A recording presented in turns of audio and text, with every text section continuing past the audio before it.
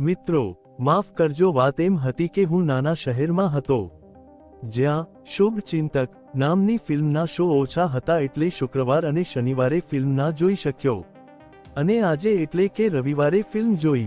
હવે હું વાત કરવા માંગુ છું ગુજરાતી ફિલ્મના સંદર્ભથી આ ફિલ્મ કેવી છે તેની. આમ તો આપણને ખબર છે કે ફિલ્મનું પ્રમોશન જોરો શોરોથી થયેલ છે, તો શું આ પ્રમોશન સામાન્ય પ્રેક્ષકોને આકર્ષી શક્યું કે નહીં, અને પ્રેક્ષકોના પૈસા આ ફિલ્મ વસૂલ કરવાની તાકાત રાખે છે કે નહીં?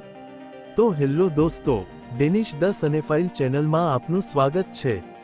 શુભચિંતક એક ક્રાઇમ ડ્રામા ગુજરાતી ફિલ્મ છે જેમાં સ્વપ્નિલ જોશી, માનસી પારેખ, દીપ વૈદ્ય, વિરાફ પટેલ, મેહુલ બુચ, તુષારિકા રાજગુરુ તેમજ નાના રોલમાં હિતુ કનોડિયા અને મોરલી પટેલ પણ જોવા મળવાના છે.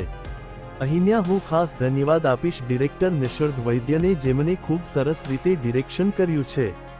ખાસ કરીને સ્વપ્નિલ જોશી પાસે એમને બહુ સારું કામ કઢાવ્યું છે અને સ્વપ્નિલ જોશી પણ આ ફિલ્મમાં બહુ સુંદર કિરદારમાં જોવા મળશે. તેનો રંગ આ ફિલ્મમાં કંઈક અલગ જ જોવા મળશે, જે જોઈને તમે ચોંકી જશો. અને એક ડાયલોગ છે ફિલ્મમાં કે વિશ્વાસ પર વિશ્વાસ રાખો, એ તો તમે ફિલ્મની બહાર આવીને પણ બોલશો. સાથમાં દીપ વૈદ્યનું કામ પણ ખૂબ સરસ છે, તેમજ માનસી પારેખ, મોરલી પટેલ, મેહુલ બુચ અને તુષારિકા રાજ્યગુરુના કિરદારને થોડો વધારે સમય આપીને એસ્ટાબ્લિશ કર્યું હોત તો વધુ મજા આવત. જેમ ટ્રેલરમાં આપણે જોયું, એક બ્રિજ પડી જાય છે, એ બ્રિજ પડ્યા પછી જે પણ મરી જાય છે એના માટે જે ઇમોશનલ ફીલ થવું જોઈએ, એ ઇમોશનલ ફીલ થવામાં ક્યાંક ખોટ રહી ગઈ હોય એવું લાગે છે. પરંતુ એનાથી ફિલ્મને ખાસ મોટો ફરક નથી પડતો. દર્શકોને તો એવી જ મજા આવવાની છે.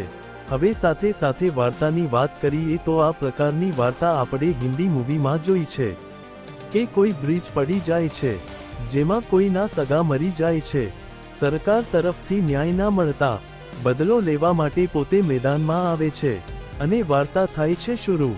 પરંતુ અહીં સ્વપ્નિલ જોશીનો કિરદાર જે રીતે લખ્યો છે એ ફિલ્મને એક ડગલું આગળ વધારે છે, જે તમને જકડી રાખવાનું કામ કરે છે.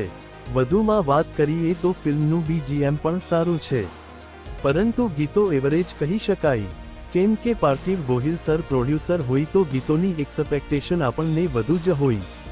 બાકી ઓવરઓલ તમને ક્યાંને કંટાળો આવે એવી ફિલ્મ નથી. જે એક નાના બાબાનું કિરદાર છે ફિલ્મમાં, એ પણ બહુ સારું છે. ફિલ્મમાં ક્યાંક લોચા પણ માર્યા છે, જેમ કે ફિલ્મમાં વિના વિચારીએ ગાડી જ્યાં પણ ઊભી રહે ત્યાં તેમને જોતું હોય એ જ સામે હોય, અને કિડનેપ કર્યા પછી અને કિડનેપર્સને જોયા પછી પણ લોકો જે તે નોન વ્યક્તિને ફોન નથી કરતા, ત્યારે થોડું ચલાવવું પડે એવું લાગે. એક મર્દ બીજા મર્દને બુલ્લી કરતો હોય એવી નાની વાર્તા પણ છે, પરંતુ એમાં પણ ઇમોશનલ ફીલ નહીં થાય કે જે માણસ ચીટિંગ કરી રહ્યો છે એ ચીટિંગ નહીં પણ ઇમોશનલ બ્રેકડાઉન છે. એમ લાગે કે કેરેક્ટર ડેવલપ કરવાની કોશિશ કરી હોત તો સારું હતું, પણ સાથે સાથે મને લાગે છે કે આ બધું કર્યું હોત તો ફિલ્મ કદાચ લાંબી થઈ જાત અને દર્શકોને કંટાળો આવત. તો આ વસ્તુ ગુજરાતી ફિલ્મ માટે અવગણી શકાય. સાચું કહું તો વિશ્વાસ પર વિશ્વાસ રાખીને ફિલ્મ જોઈ અવાય, કેમ કે ફિલ્મ સારી છે. કદાચ દર મંગળવારે 99 રૂપિયામાં ફિલ્મ હોય છે, તો આ તકનો લાભ લઈ અને સારી ગુજરાતી ફિલ્મને સપોર્ટ કરી શકાય. તો બસ મારો અભિપ્રાય આ જ હતો. તમે ના જોઈ હોય તો જોઈ આવજો, અને જોઈ હોય તો મને કોમેન્ટમાં કહો કે શું તમે શુભચિંતકનો ભાગ 2 જોવા ઈચ્છો છો? તો આવી નવી ફિલ્મોને જુઓ અને ગુજરાતી સિનેમાને આગળ લાવો ચાલતા ચાલતા. જય હિન્દ, વંદે માતરમ.